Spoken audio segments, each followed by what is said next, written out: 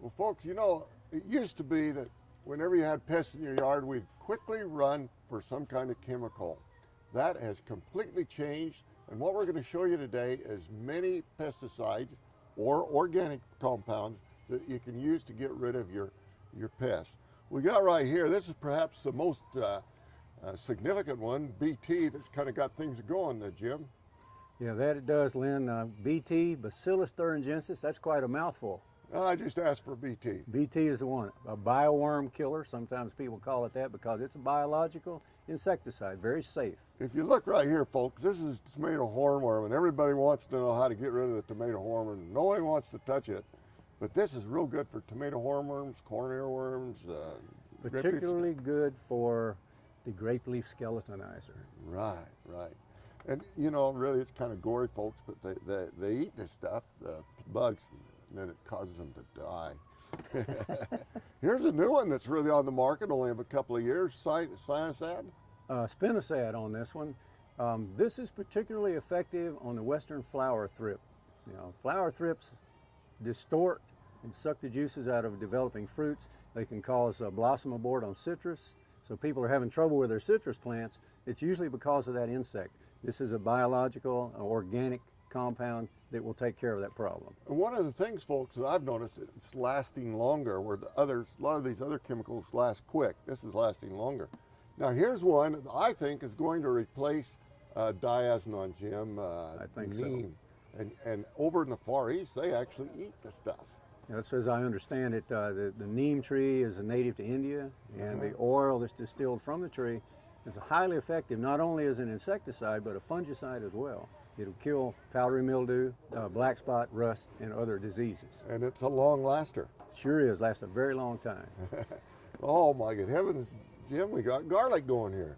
Garlic barrier, this concentrated garlic has been proven to cause an effect of a lot of problems, take care of things. Some people even use it as a rabbit repellent, okay, because rabbits don't like garlic. Leaf cutter bees, people have trouble with those on their tender plants in spring. This will repel them without killing them, and you don't want to kill them because they're such a good pollinator. You know, we got one more that we don't often, if you don't want to use any of these, we got one more, just the plain old hose. Plain old, couldn't be much better than that. I have an old saying that you don't want to kill an ant with an elephant. So you start with the lowest possible solution and work your way up as necessary. And a hose is a good place to start. Wash the suckers away, and they usually don't come back. So folks, you can see that there's a lot of opportunity to stay away from the pesticides that we once used. In fact, they aren't even carrying them anymore.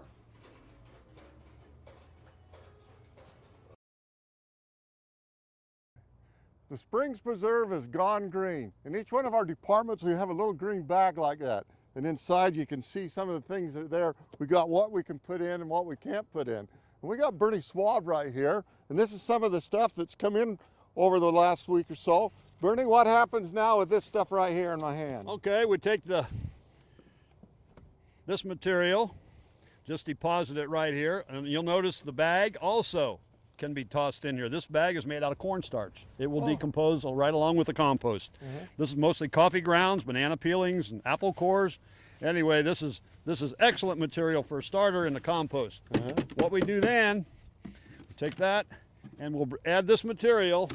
Now, will you leave this here when you mix it up? We're going to take this material and we're going to add it to this pile. We're just starting right now. Now notice, folks, this is real dry where that's real wet. Is that good? No, we've got to maintain moisture. We'll add water as we add that material and mix it all up. But the point I want to make is you need some dry material, brown material. That's right. With the green material. We need at least half and half. The ideal is 3 parts green and 2 parts brown. But if we get half and half, it'll work. It'll work. And the big thing is water. That's right. Okay, now the hard part is right here. Oh, looky right here, folks. You can see, looky here. It's up here. And it's down here, and as you start to mix it, it just keeps getting down to where it's probably about a wheelbarrow full. That's right, that's right. This will start out as, at least you'll wind up with maybe half the volume as it's broken down. Now you'll take this here, and you'll eventually mix it up by throwing it over here? Do that about every 3 days. That's good exercise. 3 days? Yeah, every 3 days. If you want compost to happen, let's say in a season, like 120 days, so figure you make 4 batches a year. And mix it, and 3 days later, mix it again. Or mix it sooner if your temperature gets above 160 degrees. You don't want to kill the bacteria. We got this here. Now look at how long ago was this here? Like now it's here. This is almost there. We're approaching 4 months. Uh-huh.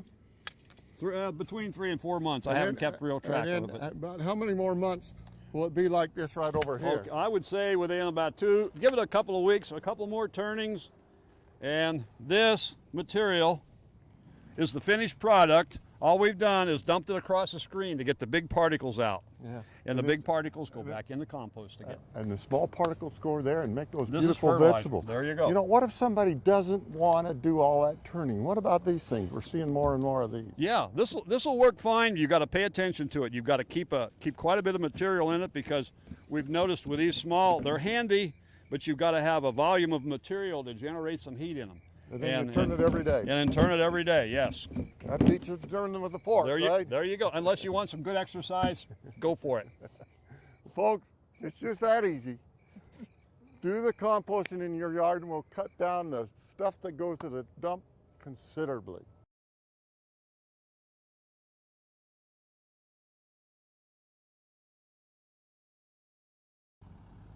Look at this pile of junk. Most everyone would be sending this off to the junk, but not here at the Springs Preserve. Nah, everything we clip out of the trees, mow the lawns, everything, even from the cafe, all winds up down here in this little pile right here, even the roots of the tree. And we got here Bernie Swab, and he's a compost expert, and he composts all his problems away. Okay, Bernie, what's going to happen now that you've got this here?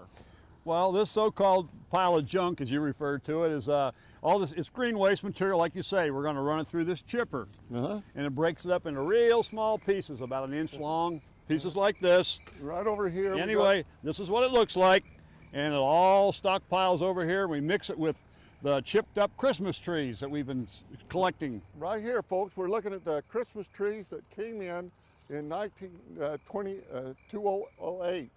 And now they use that. Why do you put the Christmas trees in with this stuff? The Christmas trees, we got a nice consistency wood chip, and it builds a good structure in the windrow. We want to maintain air all through the windrow. We add the spring material. Because That's you right. got a lot of neighbors across the street who wouldn't like you if you didn't put that air in. That's right. We've got to keep it smelling like dirt, good old healthy soil. Nothing that we don't want anybody complaining. We want to be good neighbors. Okay. Anyway, we make a balance here. Okay. Now let's go over here and see what's going on over here. What we just saw, we're now 2 weeks ago. This is what it now looks like. It's already started the breakdown process. Boy, you look in there, Bernie. Are you adding anything else in there? Just that? No, we we try to maintain a ratio of green and brown, and usually it's an estimate, but we do that, and then what we add to it is air and moisture. Now moisture is very critical because people forget the moisture. That's right. You want enough moisture. You don't want a mud ball, but you want just enough so it holds together. See, like that. See? Now if it falls, here's this dry spot. It falls when you wad it up and it falls apart, it's too dry. If it hangs together, it's just right. Right. Now take a good look at this, folks. Now we're going to fast forward 2.5 months right over here. Okay, here we are 2.5 months later. Look how well that's found out. But you got a lot of large stuff in it. Oh, look at that, Bernie. Oh my good heavens. That is pure gold. We'll just screen out the big pieces like this here. See? And what do you do with these guys? We put this back in the material that we started with. We don't no throw anything getting away from anything. Huh? Nothing. It all goes back. Eventually this will turn into this. It just takes longer. What do you call this stuff? Recycling? How do you have a word for it? Recycling anywhere? Recycling gardening. Well, this is compost. This is what I call compost. I always try to make the difference between compost and mulch. Okay, now the big compost problem looks like dirt. The big problem with composting is stirring it. You got a big tractor over here. That's correct. And what's going to happen now when we take that tractor down through there? What we do with that machine is we add moisture and air. The big thing is air, and we turn. In other words, what you're looking at is a long windrow here. That machine turns the pile upside down and inside out. We keep the bacteria happy. And that's all we have to important. do. We always forget about those microorganisms. They're in, yes, yeah, they're the ones that do the work. That machine is not a grinder. It doesn't turn this into smaller particles. All it does is make the conditions right so the bacteria can do their work. The bacteria do the work here. Okay. And as you make that pass across, have you ever been turned in for causing the fire here? No, what I do is monitor the temperatures. I'm talking about the steam that comes off. Oh. Anyway, folks, You're right. as you you're watch right. this go through and the steam come off, it's quite amazing that we take what was once a Christmas tree and now in the garden here at the garden.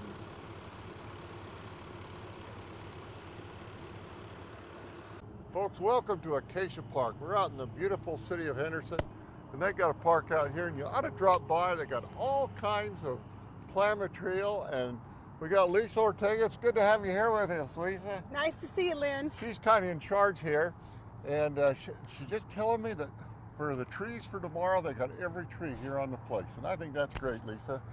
But today we want to talk about pruning, and we look at this cassia right here, and you look at it, but as soon as I see it, Lisa, all of a sudden, all I start to see is that trunk. What would you do? Well, this is a really big overgrown cassia, and what you can do is selectively start to take it back. I do no more than a third at a time. They get really big and really overgrown for the space that's provided for them, so we like to bring them back just a little bit. You just come in anywhere where you can see where there's a branch, one branch meets another, and you just take a pruning cut. And so you just start to work that back a little bit and just take off, just keep taking them off. I notice you always go back to a crotch. That's big, that's important, isn't it? Yes. And then it breaks off when you do it. Anyway, we got the idea. There you go. I okay. guess you got to use a bigger tool sometimes. But Lisa, I think you got to get mean with this plan. Well, we do that too, Lynn. Okay, what would you do if we want, in other words, we want to cover up that trunk. What would we do? When they get really big and unsightly and you really need a smaller, the cassias and the leucophyllums can both take a cut right down. And if we look at the... But you'll like literally chop it right off at the ground? Yes, yep, you just leave a couple inch stub and you want to just get all the way down in there, and it will push a lot of regrowth from the roots. Let's fast forward 1 year. Look at that. Isn't that neat? These are the same age. This cassia and these are the same age, but this one has actually been taken all the way down to the root, so all we have now is lots of lush green growth. But now I notice on this one it's got blooms and this hasn't. It will. It definitely will. It's just not there yet. It'll bloom again. And please, folks, notice that they haven't been hedged or all chopped back. I think that's so important, and it's just beautiful. It'll be a total bouquet. Let's go take a look at a leucophyllum, Texas Ranger, and just see another dramatic change. Okay. What we got going here now, Lisa? Well, we have an example. Unfortunately, this one has done a lot of hedging here, and these as well. They've been hedged straight across the top. It's very difficult on the plants. They have uneven cuts. You can tell they basically get mangled by the hedger. Hedgers are not made for leucophyllums and cassias, and they shouldn't be used. Did you hear that, folks? Not made. Please tell your gardener to throw the pruners away when they come to hedging.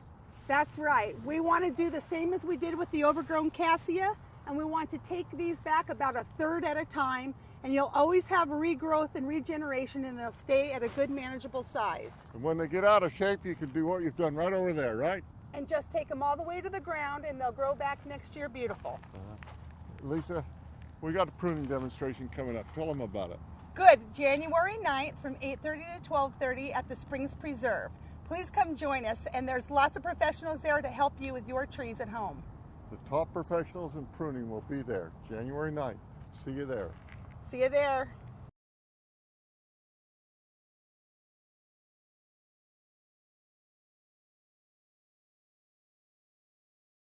Pruning is a real mystery to a lot of people, but we got Lisa Ortega from the Henderson Parks Department here with us today, and she's going to take all the mystery out of pruning. So, Lisa, what is the first thing you do when you walk up to a tree? Well, the first thing I do is just take an assessment of the canopy. So I look for any branches that are too tight. These all seem to be pretty good spaced. I look for anything that's rubbing or crossing, and those have to come out. If there's a branch that's moving into the inside of the canopy, you'll want to take those out so that they come out. That out? You bet. Yeah. And right at the branch bark ridge. Oh, now notice where she took that cut, folks.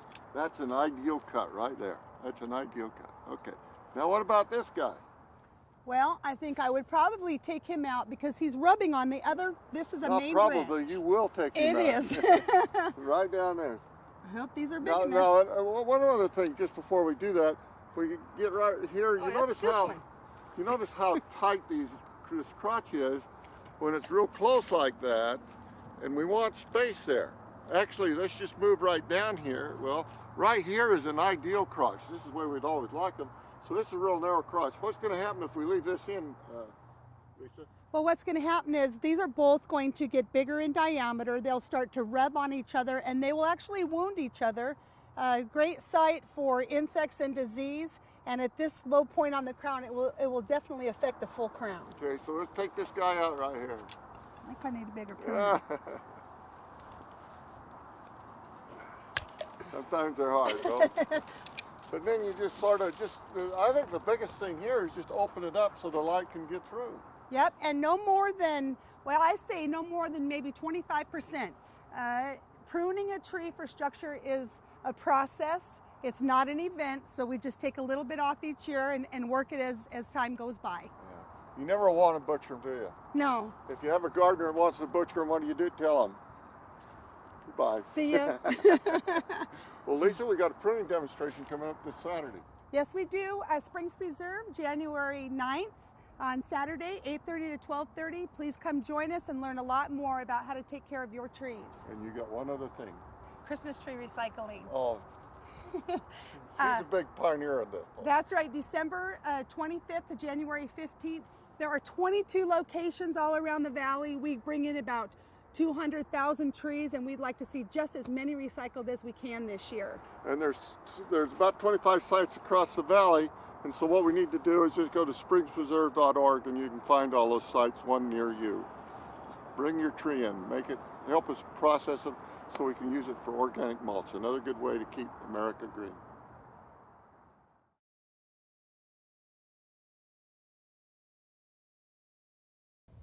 Folks, it's time to prune. I realize the rest of the nation's under snow, but our roses are still blooming. My good heavens, what should we do? We have Eileen Hosher here. Eileen, it's good to have you here. Thank you. You're going to show us how to prune roses. Thank you. My roses are still blooming.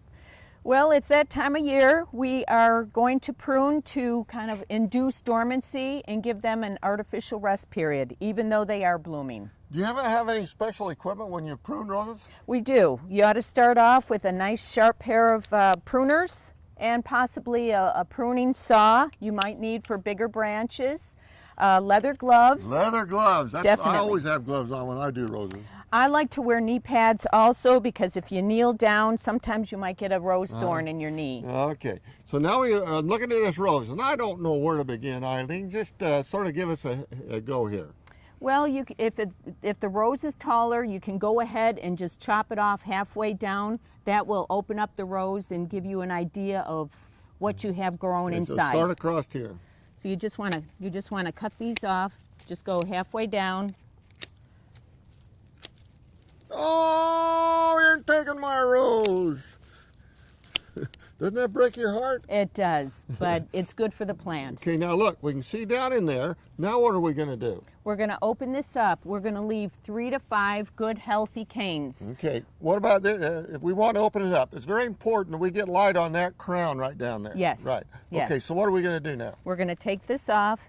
When we're making our cuts, we want to make a good, flush, even cut. We don't want to leave a stub.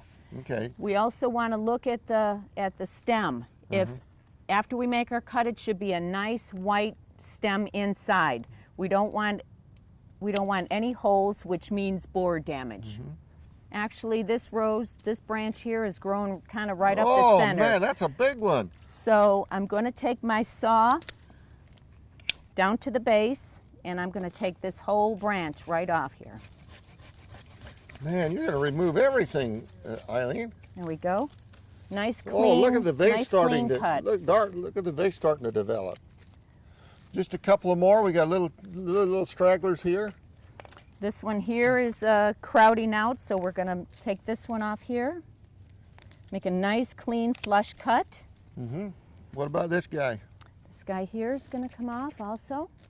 I'd say Nice, that's a clean nubbin, cut. isn't it? Yes. You gonna do This something is over gonna here? come off. These two nubbins right here should go. Those are going to come off as well. Okay, you're about ready to make the final cut. And right over here, folks, this is something we really want to stress. And let's show them, I believe, what right here. You look right here, we got kind of a festered situation right there. A little bud starting to come What's out. going to happen? Well, we are going to cut a 1/4 inch, 45-degree angle right above this. We've got a nice white, clean pith inside, so there's no borer damage. Why do you want to make it 45? Well, if moisture or rain comes on there, it runs off and doesn't moisten the bud. It also gives a little wood there for the plant to come, the rose to come up. Yes. 52 days later, we'll be pruning roses, huh? Yes, we One will. more thing now, we got to strip the roses, the leaves off, haven't we? We got to take the leaves off. If they're brown and yellow, they will just pull off with your hand. If not, just take your pruners and cut them off. That's going to force your dormancy. And when you get through, folks, you got a nice vase so the light can get in, and then from there will come your beautiful roses next spring. Folks, there's a rose pruning demonstration coming up this Saturday at the Dick Jackson's residence. And they'll tell you all you need to know about roses and even let you do your own pruning. That's at 1112 Oak Tree Lane. Now back to you in the studio.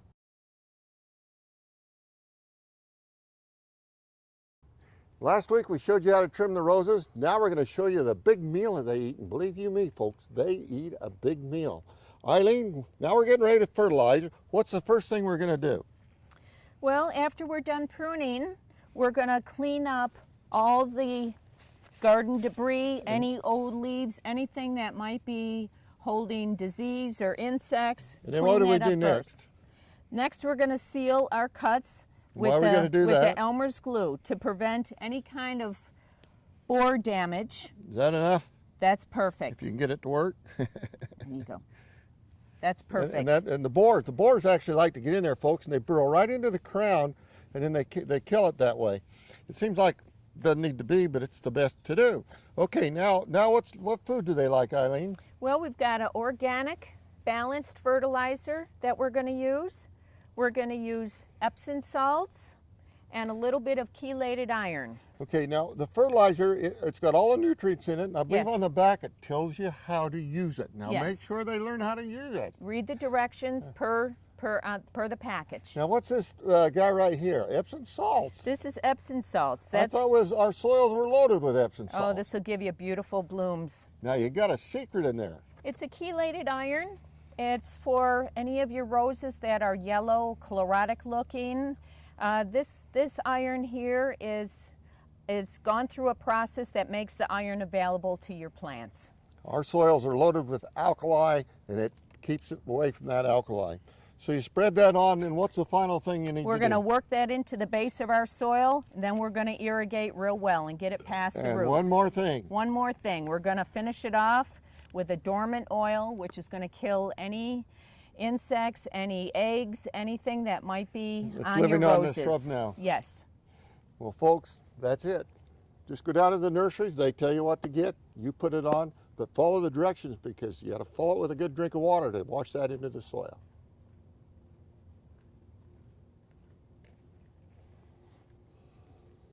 Today, folks, we want to prune some grapes. And it might look hard. As you look at this, it's just a big jungle up there. Well, we're going to thin it out. We've got Ray Guerra here from the Water District, and he has been great man for years and years and years. What are we going to do here, Ray? Thin this. Well, what we're going to do is take a look at this vine, Lynn. It's a nice vine. It's been in here about a year. And we got some little spindly stuff down toward the bottom that we want to get rid of and encourage the stronger vines to grow. Like some of this down here, we're going to go ahead and get rid of. Well, that's starting to clean it out already. I feel better. And even like this little one right here, I would almost let him go one more year. And if he doesn't do what I want him to do, then I would just go ahead and cut him out because we still have two strong canes going back here. Now what's going on? What's these black spots? Now this in here, this discoloration is usually from a mildew that happened last year. Yeah, take a good look at that, folks. That It's black a spot. little discoloration. It's pretty easy to see. I would get rid of it.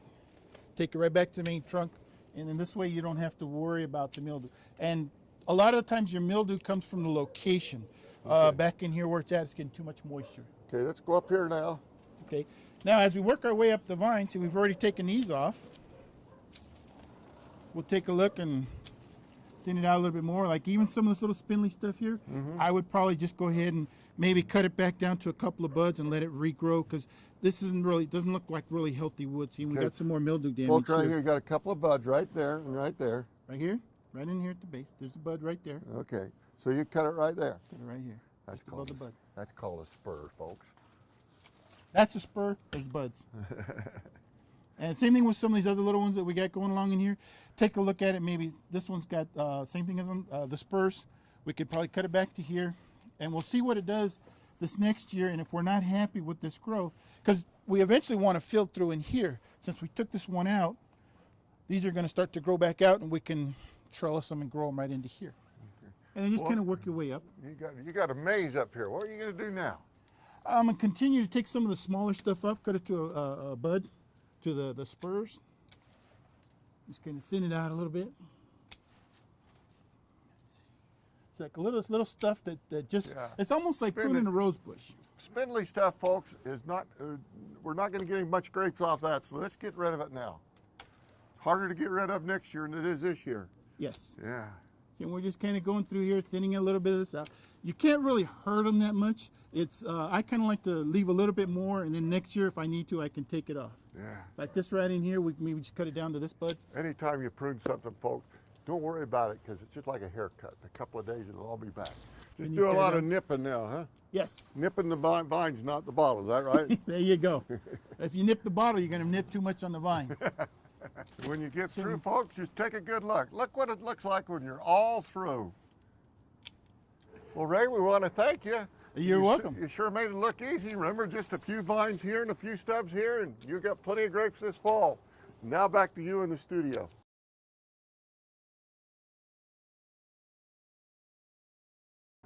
Today we want to show you some real unusual landscape plants that you don't see very often in our landscapes. Right here we got a eucalyptus. It's called Eucalyptus cruziana. You might find it in your nurseries, and then again you might not. But if you go down to the nursery and or someplace to buy flower arrangements, this is the guy you usually see. And here's we got one here that's been in the ground about 3 years, and look how beautiful it is. I just love the way the leaves set on there. This is one of those beautiful decorative trees that they have here in this garden. Right here we got a highly unusual tree. This is called a bottle tree. It's from my old town, Australia, where I used to live. And look at that, look at the leaves on there, nice and beautiful, decorative. But one thing I really like about this tree, it's a columnar tree, and it rises straight above. And a lot of people have wonder what to do in a place, something that goes straight up. A bottle tree is the one. Now let's go look at a senna. This is a senna, or some people call them cassias. Right now they're just starting to bloom, and they have such fragrant smell. But look at it, isn't that beautiful? Here it is, the middle of January, and these guys are in bloom. You don't see that anywhere else. We got another kind of senna right next to here. Some of these plants have pods on them. And the beautiful thing about pods, that means that the plant produces its own nitrogen and you don't have to do anything. But they're a beautiful plant to have in for winter color. Let's go look at a strawberry tree. This is what they call a strawberry tree. It's one of my favorite plants. It's an evergreen, and it likes, once again, it likes to grow upright. Right now, these guys are now in bloom, but come next fall, they'll have their little strawberries on, and ooh, are they good. Let's go take a look at a bird of paradise. Yeah. This is a tropical bird of paradise, and you can see why the bird, that nice little bird right there. And this is very tender in certain places. But look where it is here in this place. It's right in these, right up against the house, underneath the eaves. It's quite well protected. But once again, it's evergreen. And then look at these flowers. I just think they're so significant. Folks, there are a lot of unusual things that you can plant in your yard. And here's just one of them. Drop by your nursery or come by the gardens and see many of the plants available now. Today we want to talk about another way to use vegetables. Everybody thinks about using them in a formal garden, but we want to consider about the vacant spots in your yard, sprucing up the landscape with something that produces vegetables. We got here Eileen. Eileen's the curator here at the gardens, and she's just done a beautiful job right here, and I just can't get over this guy right here. Thank you, Lynn. This is a red leaf cabbage. It offers a lot of color and different variation in the garden. Wait, look at the leaves, ma'am, and the size of elephant ears. The leaves are huge, and they're all this is all edible. And down in here, folks, is the head of cabbage. the head of cabbage. Now right over here, we got broccoli. This is broccoli. We've just harvested some, but it's a great winter plant. I put it in a couple months ago, and kohlrabi. we have over here kohlrabi. the kohlrabi. Yeah, this guy here. Notice, folks, how it kind of comes off. This is the part we eat. It's kind of a cross between a cabbage and a turnip. But how do you like this, Eileen? It's very crisp. It's great if you cut it up and put it into a salad. I call it a crown, like a queen's crown. Wouldn't that be nice right It's here, doorstep? beautiful. It's beautiful. Right over here we got peas going. Oh, look how beautiful they are. Peas are a great winter crop. They offer a lot of versatility in your landscape. If you have a trellis or something that you would like to cover in the winter months, the flowers are absolutely beautiful. We also have We got spinach down here. Fresh spinach. Yeah, does this guy make you strong? Oh gosh, yes. No, it's just for Popeye. Popeye only. I know it's a misnomer there. We have different varieties of leaf lettuce, romaine. We have cauliflower. You just got a lot of things going. Right over here, you got parsnips. Look how leafy. Wouldn't that make a beautiful thing right by your front door? Absolutely, Lynn. And then you get to reach in and steal the root. Yes, you do. But folks, this Saturday, we're offering a class on edible landscapes. And you'll be able to come and see all these plants right here in bloom, as I call it. They're in bloom, aren't they, right? That's correct. And know how to use them in your landscape, right next to your front door, right next to your patio door. They're beautiful. That's this Saturday at the Springs Preserve at 8:30. Come by, you'll see me.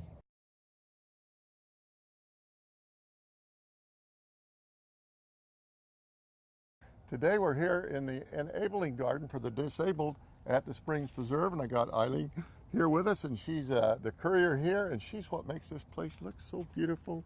Thank you. Eileen, it's just, what's really going on here? We got the vegetable, that's true, you got spinach and cabbage, but what's really going on here? Well, these are shallow pans that are designed for someone in a wheelchair that can actually pull their wheelchair up underneath the shallow pan and enable them to do gardening.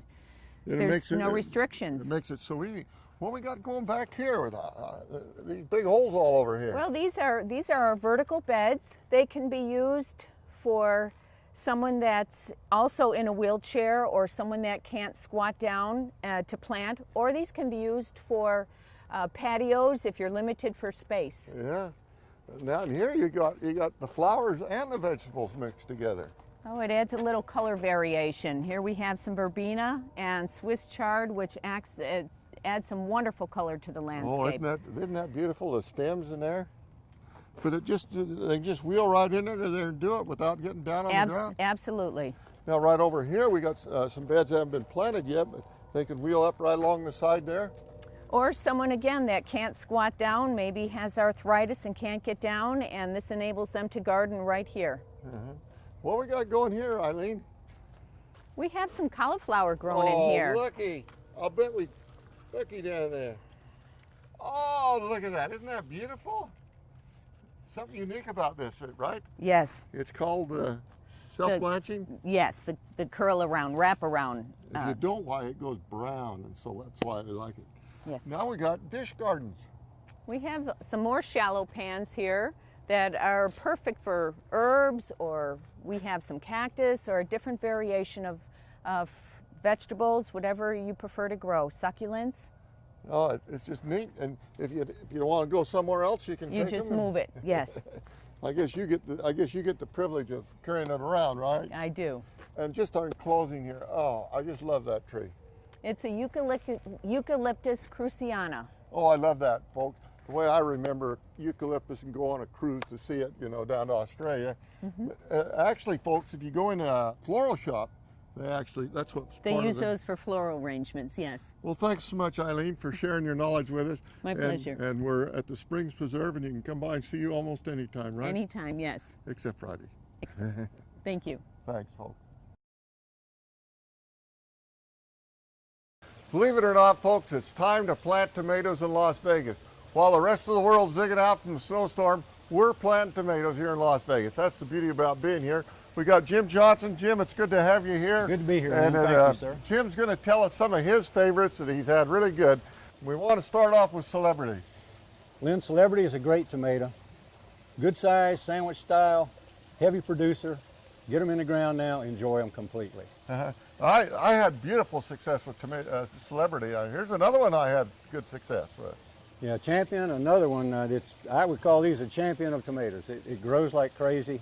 It's the right size, limited cracking, develops very quickly. Oh, now you got one. I'm sure that this is, you specifically named it for this area? Definitely, this is Heat Wave. The reason that that's called Heat Wave is because it produces tomatoes in the summertime when other tomatoes will not set. This one will set beautifully right into the middle of the summer. Okay, here's an early girl, and everybody likes early girl because it fruits early. Yep, by the name it says, early girl. You plant them early, it takes a limited number of days to reach maturity, and then you can harvest while the others are still developing. And then, of course, here we got kind of an unusual one, Jim. This is your favorite. Mortgage. Yeah, an heirloom tomato mortgage lifter. Now, I hear tell that this was developed back during the Depression so people could eat and pay their mortgage at the same time. Anyway, it's a big, nice tomato. One more. Heirloom tomatoes. They're becoming real popular now. They sure are. Tried and true, and Brandywine is one of the most popular of all. Large fruited, very reliable. Now, folks, right here is a new hand of fruit. And one of the reasons we get it in early, because it can't set fruit when it's real hot. So we want to get it in early to take advantage of those cool nights when it gets above 55 and below 70, only about a month to set fruit, and then they take off.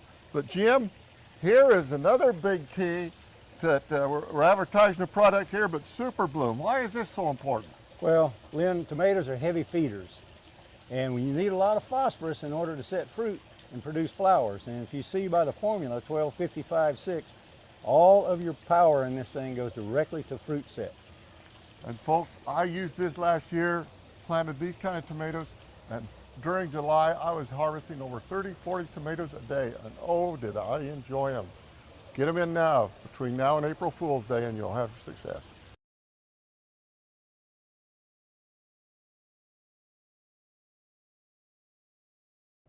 Have you ever wanted to lighten up your yard in the early spring? Have we got the ticket for you? We got Jim Johnson here, and Jim, tell us what's going on. Here's some plants we can just set our yard off right now. I'm telling you, you sure can, Linn.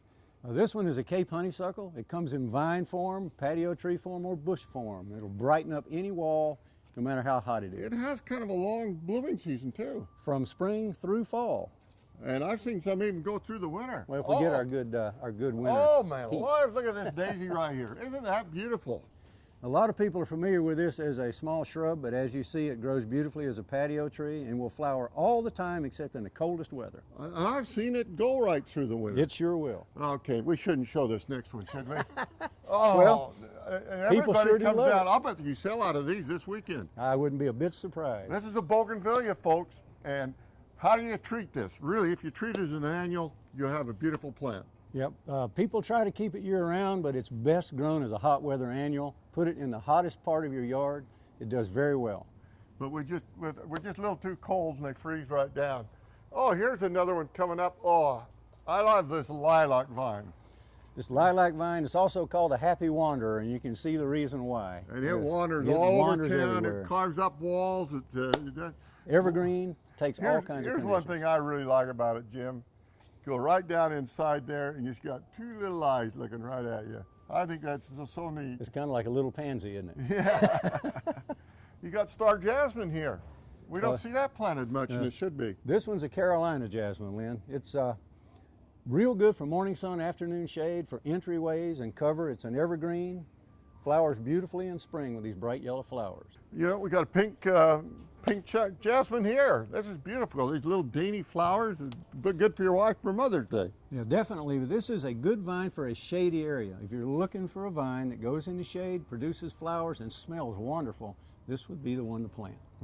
So, see how easy it is? Just drop by the nurseries and just take care of all those bare spots and everything. You'll love it.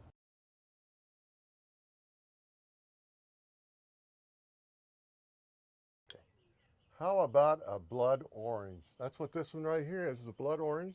It's right in the front door at Norm Schilling's. Norm, it's sure good to have you here with us today. Thank you very much. You Linn. really got a menagerie here. I didn't realize what it was all about. What was yesterday like? Quite busy? Yeah, it really was. We were pretty hectic. As we start to look around, I don't even know where to start. You got right over here a hacienda creeper. Not many know about this guy. No, it's not used that much. It's a self-attaching vine, and it just crawls up and softens walls, and it's a beautiful plant. I like the way it does in the fall. The red color? Yeah. Yeah, it's a beautiful plant. Oh, columbine. We don't see columbine much. Nope, doesn't get used that much, but it loves it here in the shade. Boy, if you got a menagerie around here, we're standing under an almond tree now. I bet you got a lot of almonds last year, didn't you? More than I could possibly Right eat. here, what's this little guy? This is dichondra. It's just a ground cover that comes in here and just spreads around. You got this guy over here. I know I can't use the right name I know it by, but Yeah, purple heart or purple queen. yes. A beautiful purple color in the landscape. Aloe over here. Yep, different aloes, and that's a gasteria. The aloes love it. What's this little guy right here? Oh, this is Melianthus major honeybush. Oh, look at the Beautiful leaves. leaves. Just a gorgeous perennial that loves a little bit of shade and some wind protection. You know, you got kind of an unused stump of the old almond palm tree right here. Yeah, and with this, well, actually, it's just a stump I brought in, and I put a pot with some succulents on it. Oh, you got over here the smoke tree. We don't see that enough. Yeah, and I love smoke trees, and they're a little bit temperamental, but once they take that purple color, it just stands out and springs to life. You know, like hidden down in here, you got vincas. Yep, vinca, and there's a little bit of Oh strawberry. my coming good in. heavens, look at the strawberries. Yep. Oh, I didn't see those. Yeah, so it's just a natural ground cover, and every once in a while I throw a little mulch in there, and it just keeps replenishing the soil. Apparently I can walk on it because I'm walking on it. Oh yeah, don't What's worry this about big white guy right here? Those are Santa Barbara daisies. Boy, aren't they beautiful? Yeah, and those actually volunteered. I had some over on the side, and a few popped up here, and I thought, oh, that's great, that'll work. Finally, what's this guy out here, this real close growing ground cover? Oh, well, this used to be turf out here, and now it's Dimundia. I took the turf out. It's watered from underground with subsurface drip irrigation, so there's no overspray or runoff. And it's a little squishy when you walk on it. It feels really neat. And it's just going to fill into this whole area, and I'll never have to mow again. That's good. Norm, I believe last year you were one of the winners of the Landscape Awards contest. Yeah, we were. My company took first, second, and third place for And residential everything design. else, right? Well, we got 4 awards, so I was very proud of my team. Well, folks, you take a look at what Norm has here. Maybe you could even improve upon what Norm has. Because all you need to do is go on the website, snwa.com, and enter your landscape. Needs to be in by the 29th. And this one of the guys will probably be one of the judges so we can eliminate him from the competition. Oh, no. Now back to you in the studio.